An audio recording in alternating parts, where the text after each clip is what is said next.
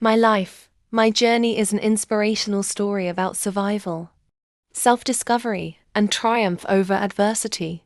If you've ever felt lost, trapped, or afraid to chase your dreams, Ava's journey will remind you, you are stronger than you think, and it's never too late to start again. Copyright 2025 by the Trees Media. Chapter 1. Orphaned and Alone. I was 6 years old when I became an orphan. One moment I had a home, a family, a sense of belonging. The next, just another lost child in a world that didn't have space for me. My relatives talked it over and chose that I should stay with one of them, who saw me as a burden, a responsibility they never wanted. I learned early on that love isn't guaranteed. It must be earned. Though I always appreciated their generosity in providing shelter and looking after me, I tried to stay out of the way, to be the good girl they wouldn't regret taking in. I helped with chores, kept my head down, and swallowed my pain. But despite my best efforts, I constantly felt like an outsider. Their actions didn't always stem from purpose. They're also very busy, and their children are their priority. That's understandable. Nights presented with the greatest challenges. Lying on a thin mattress in the corner of a crowded room, I'd close my eyes and pretend I was somewhere else. I envisioned a day when I wouldn't sense being unseen, when someone would finally see me, love me, and choose me. I carried that longing with me as I grew. My conviction was that finding love, genuine love, and having my family might finally allow me to escape the emptiness that constantly followed me through life. I never imagined my quest for love would plunge me into the darkest years of my life. I have no memory of my mother's face. Not clearly, at least. All I have are fleeting memories, her smile, her embrace, and the sound of her voice, whether calling to me or humming an unrecognizable lullaby. However, I recall vividly the day she was taken away. The world's sudden vastness, cruelty, and unfamiliarity were overwhelming. Chapter 2. Mrs. Thompson. My name is Ava. For as long as I can recall, I cherished one simple dream: to have my family and belong to someone. A love so powerful it would erase the loneliness that had been with me my whole life. Then I met David. He was charming in a way that made me special. Like I am the only person in the world who mattered. His confidence drew me in. He makes promises like certainties. As he tucked a strand of hair behind my ear, telling me I deserved happiness and expressed disbelief at all I'd been through from a young age. I will fill your life with so much joy that it will make you forget all your past sorrows, he said. I trusted him. The initial months felt enchanting. He showered me with attention, made me laugh, held me close.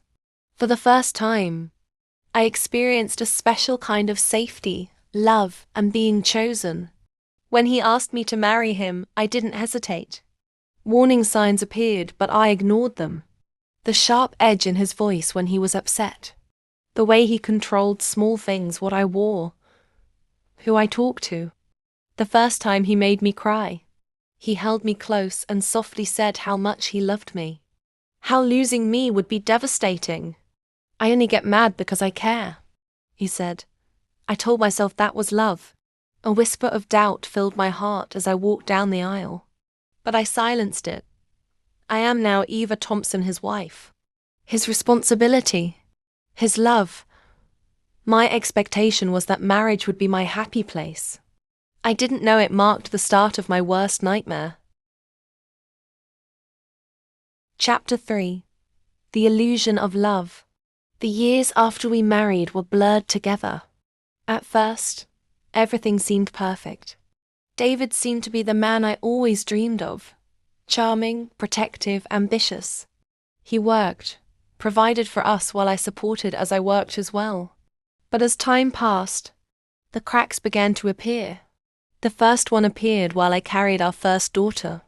David's demeanor shifted. He became distant, almost cold. Despite his physical presence, his emotional connection to me faded. He'd disappear for hours, without explanation. I tried to disregard it, convincing myself that the workload was consuming his time, or he simply needed time alone. However, a quiet fear began to blossom inside. Afterward came the outbursts. Small things that didn't seem so important. How I didn't fold the towels the right way, or forgot to pick up groceries, or food not ready on time. But when David got angry, his temper sharp, eyes fiery, each rise in his voice quickened my heartbeat. The next moment uncertain. The first time he physically assaulted me is something I will never forget. A minor incident. A slap resulted from my questioning his conduct. The pain went beyond the physical. It pierced my very soul. It was a silent warning that my world was shifting, that David apologized. He swore it would never happen again. I really wanted to believe him. I needed to believe him. I told myself it was my fault. If I were a better wife, more patient, more understanding, things would be different. What he enjoys most is verbal abuse, and I've been subjected to every insult unimaginable. When he says something very offensive and I'm thinking he can't top the abuse, his next words are the vilest insults. His insults start with me, ascend my family tree, and then back down to me. Incredibly, he verbally abuses my late parents. Despite never having met them, I spent years trying to fix us, hoping that by loving him unconditionally, regardless of what he's done. I always apologized after a fight to make peace, hoping he will mirror the love. Despite my best efforts, the pattern persisted. The sweet moments were followed by angry outbursts. He'd say things like, "I only do this because you make me angry, and you don't obey my rules as the head of this family. When I try to put you straight, you start crying and getting all too sensitive." I kept thinking, there are things I must be doing wrong, that if I changed enough, he'd change too. I stayed because I didn't know how to leave. Keeping my family together was important to me, and because I loved him. Or at least, I thought I did. Chapter 4. Trapped by circumstances. Time flew by, and I became consumed by the daily grind of just surviving. We now have 3 daughters. Ava our first, Olivia second, and Mia third. David's moods became unpredictable, his love conditional. One moment he would hold me close, whispering that I was the best thing that had ever happened to him. The next, his words would cut like knives, reminding me how useless, ungrateful and unworthy I was. Then he lost his job, at first. I thought this would change things between us. That maybe, just maybe, the power shift would humble him. That he'd finally see me not as a burden, but as a partner. Someone who was holding us together. I was wrong. With David out of work, the weight of our household fell on my shoulders. I took on extra work, stretching myself thin just to keep food on the table and the lights on. I was exhausted, but I pushed through because I had to. My 3 daughters were dependent on me. David, however, only became worse.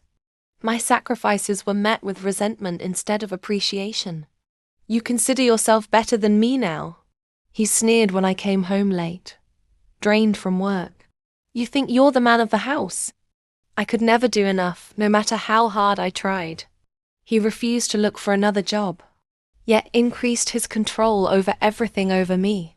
I was the one keeping our family afloat, but in his eyes, I was still the same good-for-nothing, hopeless woman he had spent years tearing down. I should have left. But how could I? My beautiful girls, my reason for breathing, didn't see the worst of it. At least not at first. I shielded them as best as I could, hiding my pain behind forced smiles and pretending that our family was normal.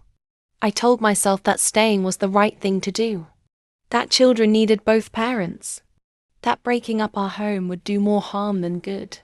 And deep down, I was afraid. Afraid of what life would be like outside of this marriage. afraid of what David would do if I tried to leave. He had a way of making me feel powerless, reminding me that I had nothing, will be nothing without him. Where would you go? He'd say, you think you can survive on your own?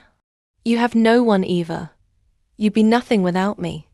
And the worst part, I believed him. I had spent so many years depending on David that I couldn't imagine a life outside of him. He had convinced me that I was incapable, that I needed him more than he needed me. So I stayed. I stayed and endured the loneliness, the insults, and the silent tears I cried at night. I stayed because I thought love meant sacrifice. I felt like I was losing it. I was barely recognizable to myself. I have become a shadow of myself. I had lost my smile, glow, and confidence. They were gone without a trace. I stayed until I couldn't anymore.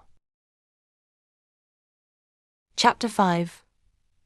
Gloomy days, there comes a point where pain becomes normal, where the weight of unhappiness settles so deeply into your bones that you stop fighting it. That's where I was. Every day felt the same: wake up, work, come home to a man who had nothing but bitterness for me. I paid the bills, put food on the table, made sure our home was nice and clean, and that our daughters never went without. Yet, David remained indifferent to it all. I could see the resentment in his eyes. His job loss exacerbated his negativity, causing him to further tear me down instead of rebuilding himself. You think you're something now? He spat one night as I placed my paycheck on the table. You're nothing, Eva. Without me, you'd be lost. I was amused by the irony. I was the one holding everything together. But I didn't laugh. I didn't even respond. I learned it was safer to remain silent. Darkness then started to encroach. The exhaustion, the hopelessness, the slow erosion of my will to keep going. There were nights I sat in the bathroom, studying my reflection, unsure of who I was. I could barely recognize myself. I used to dream of love. Now, I just wanted peace. That peace felt impossible. The idea of leaving flickered in my mind, but where would I go? How would I start over with 3 daughters depending on me? The world outside felt just as terrifying as the one I was trapped in. And so, the thoughts came. The kind I never imagined I would have. The whispers in the back of my mind indicating a single escape route. A final escape from misery. I felt a profound sense of self-loathing for considering it. But in those dark moments, it seemed my only option. One night, while I occupied that place, I perceived a soft knock at my bedroom door. I wiped my tears quickly as my eldest daughter, Ava, only a teenager, stepped inside. Initially, she said nothing. She walked over, hugged me, and said, "I love you, Mummy." That's when it became clear to me. I couldn't let this be the end of my story. I needed an exit strategy. Not just for me, but for them. Chapter 6. The moment of courage. The night I was so low and that horrible thought flashed through my mind. Then Ava came in and hugged me. Something inside me shifted. For years, I had told myself I was staying for them, for my daughters. To give them a stable home, to shield them from the pain I carried. But in that moment, I realized the truth. I wasn't protecting them. I was teaching them that love meant suffering, that a woman's role was to endure, that silence was survival. And I couldn't let that be their lesson. The decision to leave wasn't sudden. It wasn't dramatic. It was quiet, like the first crack in a dam before the flood. I didn't have a plan, but I had something I hadn't had in years: determination. I started saving. Little by little, I tucked money away where David wouldn't find it. I researched shelters, apartments, any place that would take me and my girls. And then, one evening, David exploded. I cannot recall what triggered him. I just remember the rage in his eyes, the way his hand clenched into a fist, the way my daughters huddled in the corner, Wide-eyed and silent, something snapped in me. I stood taller than I ever had before and said the words I had been too afraid to say for 20 years. I'm leaving. David laughed. A cruel, mocking sound. You're not going anywhere, Eva. You wouldn't last a day without me. But this time, I didn't believe him. I wasn't asking for his permission. I was stating a fact. The next day, while he went out, I packed our bags, took my daughters by the hand, and walked out the door. I had no idea what was waiting for me on the other side. But I knew one thing: I was never going back.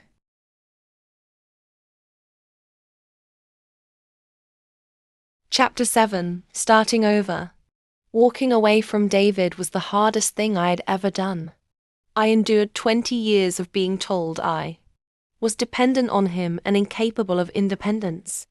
And for a long time, I had believed it. But as I stepped out that door with my daughters, fear clinging to my every breath, I realized something: David's words were lies. I could survive. I would survive. The first few weeks were brutal. I had no home, no real plan. Just the little money I had saved and the determination to never look back. Initially, we stayed with a friend who always sympathized with my struggles. At first, crammed into a small apartment, sleeping on couches and floors. It wasn't ideal, but for the first time in years, I could breathe. There were no insults, no walking on eggshells, no fear, but there were also moments of doubt. Nights when I lay awake, wondering if I had made a mistake. I had taken my daughters away from the only life they had ever known. What if I failed? What if David was right? One evening, my youngest daughter whispered, "Mummy, you smile more now," as she cuddled next to me. And that was all the reassurance I needed. I found a small apartment, nothing fancy, but it was ours. To keep food on the table and the lights on. I went above and beyond, picking up extra shifts and doing everything possible. And for the first time in my life, I believed that I could. It wasn't easy. There were times I wanted to break down, to give in to the exhaustion, to let the weight of single motherhood crush me. I didn't just want to survive, but I had already spent 2 decades breaking. I wanted to thrive. Now it was time to build. Chapter 8. The Road to Independence. Survival had been my first goal. Independence was my next. I had spent so many years being controlled, made to believe I was powerless. But now, every small step felt like reclaiming a piece of myself. I worked tirelessly, long shifts, late nights, anything to keep us afloat. The exhaustion was relentless, but it was a different kind of exhaustion. Not the soul-crushing weight of fear and hopelessness, but the kind that came with purpose. Still, money was tight. Bills piled up faster than I could pay them. Some nights, I went without food to make sure my daughters had enough. But even in those struggles, I refused to regret my decision. Because even in our hardest moments, there was peace. David, of course, didn't make it easy. He called, he threatened. He tried to manipulate me into coming back. Some days, he'd beg, swearing he had changed. Other days he'd lash out, reminding me how worthless I was, how I would fail without him. He knew he couldn't fight to get our daughters, because he didn't have a job and can't care for anyone else but himself. But his words didn't hold power over me anymore. I was done being afraid. I was done feeling worthless. Done feeling unappreciated. Instead of drowning in self-doubt, I focused on the future. I started learning, reading, watching, studying successful people. I knew I couldn't work these grueling hours forever. I needed more than just survival. I needed stability, security. I needed to build something of my own. That's when the idea sparked. A business. My business. I didn't know exactly what it would be yet, but I knew one thing: I was never going to rely on anyone else for my survival again. This time, I would build my own. Chapter 9. Building the dream. The idea of starting my own business felt impossible at first. I had no experience running a business, no money to invest, and barely enough time between work and raising my daughters. But I had something stronger than all of that. I had the will to make it happen. And I had my passion. Baking has always been my escape. In the chaos of my life, it was the one thing that brought me peace. The smell of warm pastries, the soft texture of freshly baked cakes, these small joys had kept me sane even in my darkest days. So I started there. At first, it was just for friends and neighbors. A birthday cake here, a tray of pastries there. The money was small, but it was something. And more importantly, people loved what I made. Word spread. Soon, I was baking for baby showers, anniversaries, small events. Then came the weddings, the big orders, the kind that made me realize I wasn't just making extra money. I was building something real. With every cake I decorated, every pastry I perfected, I saw a future I had never dared to dream of. A future where I was independent, where I wasn't just surviving, I was thriving. The late nights didn't bother me. The long hours were worth it. Because this time I was working for myself, for my daughters, for our future. And then, one day, my daughter Olivia said to me, "Mum, everyone in town knows about your cakes now." Tears burned my eyes, but I smiled. Because for the first time in my life, I wasn't just someone's wife.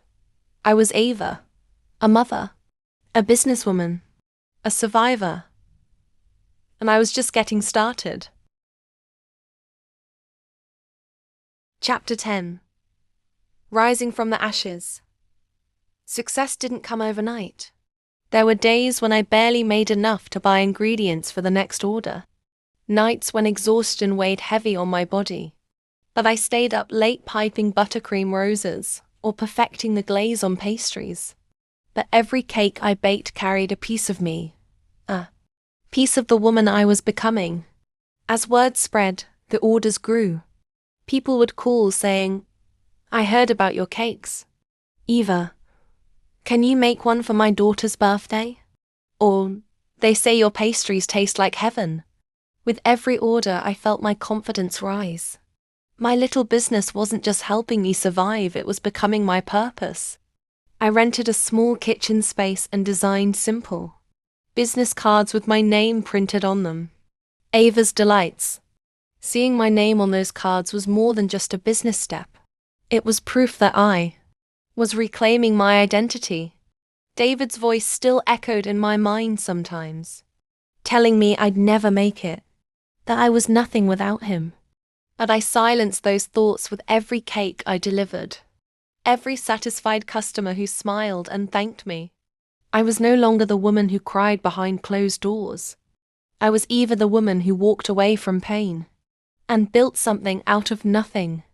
I was putting the final touches on a wedding cake one afternoon when my youngest daughter, Mia, silently entered and observed me. "Mummy," she said softly, "I want to be just like you when I grow up." My heart swelled, and for the first time in years, I felt proud not just of what I was building, but of the example I was setting for my daughters. I wasn't just rebuilding my life, I was showing them what strength looked like. Chapter 11. Turning passion into a legacy. What started as a way to make ends meet quickly became something bigger than I had ever imagined. With every cake I baked, every event I catered, my confidence grew. People weren't just buying my pastries. They were trusting me to be part of their celebrations, their milestones, weddings, anniversaries, birthdays, moments that mattered. And that meant everything to me. But I wanted more. I didn't just want to be known in my small town. I wanted to build something lasting, something that could provide a future for my daughters and prove to myself that I was capable of more than just surviving. So, I took a risk. I invested my savings in an improved workspace, including a bigger oven and better equipment. I started marketing myself more aggressively, posting pictures of my cakes online and offering samples to local businesses. I also began planning events, a move that proved transformative. One order turned into 5, 5 turned into 20. Soon, I was fully booked weeks ahead. By now, I had a full team, a group of dedicated and talented people who believed in the vision I was building. Together, we turned the business into a dream, the pride of our community. One evening, as I stood in my bakery, watching my staff work, the scent of freshly baked pastries filling the air, I closed my eyes and let the moment sink in. I had built this. I had gone from a woman who was told she was nothing to a woman who created something from nothing. And this was only the beginning. Chapter 12: A New Purpose. For the first time in my life, I could finally breathe. The bakery was thriving. I no longer had to run it alone. Management of the company had been taken over by my eldest daughter, Ava, a strong and capable young woman. She handles orders, bookings, and coordinates with the team, and ensures everything runs smoothly. I had built a business. Yes, but more importantly, I am building a legacy, with a solid team running daily operations. I no longer had to wake up before dawn to mix batter, or stay up late answering orders. My workload became mostly administrative and not physical. And in that peace, I discovered a new calling. I began speaking to women who had been where I once was trapped, hopeless, afraid to take the first step. At first, it was casual conversations with customers, sharing my journey when someone asked how I started. But then, word spread. People wanted to hear my story. Organizations invited me to speak. Women reached out, asking for guidance. My inbox is filled with messages from strangers saying, "Your story gave me the courage to dream," or "You made me believe in myself again." And that's when I knew my journey wasn't just about me anymore. I had spent years proving my strength. Now it was time to help others find theirs. The stage became my new home.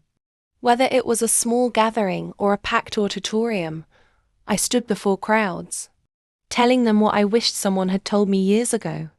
You are not stuck. You are not powerless. You can rebuild. I had walked through fire and come out stronger. And now, I was here to light the way for others. This was my purpose, and I was just getting started. Chapter 13: Turning Pain into Power. Standing on stage, facing an audience full of hopeful but hesitant faces, I saw myself in them.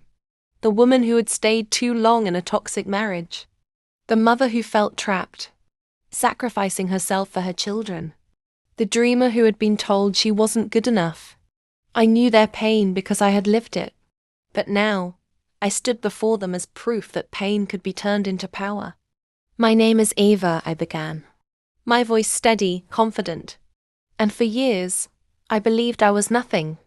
Silence filled the room as I shared my story, the struggles, the heartbreak, the years of feeling unworthy. But I didn't stop there. "I'm standing here today because I chose to believe in myself," I continued. "No one handed me success. No one saved me. I saved myself." A woman in the front row wiped a tear from her cheek. I knew that feeling, the moment when someone else's words ignite something inside you. A flicker of hope you thought was long gone. "Your past does not define you," I told them. "Your circumstances do not define you. You define you." Applause erupted, but I wasn't there for the applause. I was there for the woman who needed to hear, just as I once did, that it wasn't too late to start over. After the event, people came up to me, sharing their own stories, asking for advice, seeking guidance. And I gave them the same message I had given myself years ago: start now. Start small, but start. I had found success in business, but this was something greater. I wasn't just building cakes anymore. I was building people, Chapter 14. Beyond the pain. Success has given me a new life, but healing, that was a journey of its own. For years, I had been so focused on surviving, then building, then inspiring others, that I had never stopped to fully heal from everything I had endured. The wounds of the past still lingered, small triggers that sent me back to the days when I felt worthless. A sharp tone from a stranger, a dismissive look, a fleeting doubt in my own mind. Some scars fade, but they never truly disappear. One afternoon, after a speaking event, a woman approached me. She was older, maybe in her late 50s, but her eyes held the same pain I had once carried. "I stayed," she whispered, "for 30 years, and now I don't know who I am." I reached for her hand and held it firmly. "It's never too late," I told her. "You're still here. That means you still have a chance to become whoever you want to be." She nodded, tears slipping down her face. And in that moment, I realized something. I had spent so much time helping others move forward. But had I truly allowed myself to? That night, I sat alone with a cup of tea, reflecting on everything. I had escaped my past. I had built a business. I had empowered others. But now, it was time for something more. It was time to fully embrace joy. Not just for my daughters, not just for the women I inspired, but for myself. Chapter 15. My life, my journey. Conclusion. As I sit here today, looking back on everything I have endured, I realize something. I am not the same woman I once was. I was once a little girl who lost everything. I was once a woman who stayed in a toxic marriage for too long. I was once afraid, broken, and convinced that I was nothing. But I am none of those things anymore. I am a survivor. I am a businesswoman. I am a mother who raised 3 strong daughters. I am a voice for women who need to hear that they, too, can rise.